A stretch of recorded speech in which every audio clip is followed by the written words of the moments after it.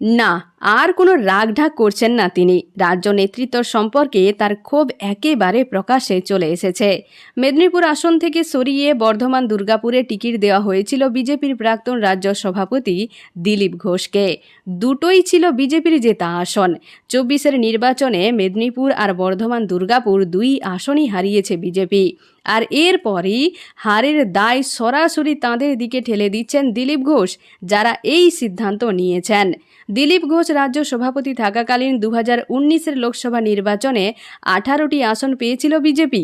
নির্বাচনী আবহে সে কথা বারবার মনে করিয়ে দিয়েছিলেন তিনি। আর এখন কোথায় দাঁড়িয়ে সেই সংগঠন? কেন 18 থেকে সংখ্যাটা কমে 12 হলো? এই প্রশ্নের উত্তরে দিলীপ ঘোষ স্পষ্ট বলেছেন, সংগঠন দুর্বল হয়ে গিয়েছে। বুথে বুথে এজেন্ট করার লোক খুঁজতে হয়েছে। একবার বিধায়ক, দুবার সাংসদ হওয়া দিলীপ ঘোষের আসন বদলের জন্যই হেরেছেন, এমনটাই বলেছেন রাজনৈতিক কারবারিরা। তার হারের দায় তাহলে কার?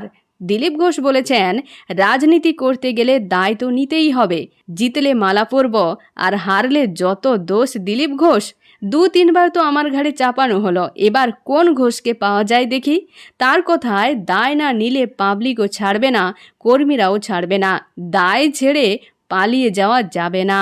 দিলীপের আরও দাবি, বছরের পর বছর জেলা বা মণ্ডল স্তরে কোনো বৈঠক হয়নি, নির্বাচন চালানোর মতো টিমও তৈরি হয়নি। তাকে মেদিনীপুর থেকে টিকিট দেওয়ার সিদ্ধান্ত যে ভুল, সেটা তা প্রমাণিত হয়েছে। সে কথাও অকপটে বলেছেন দিলীপ ঘোষ।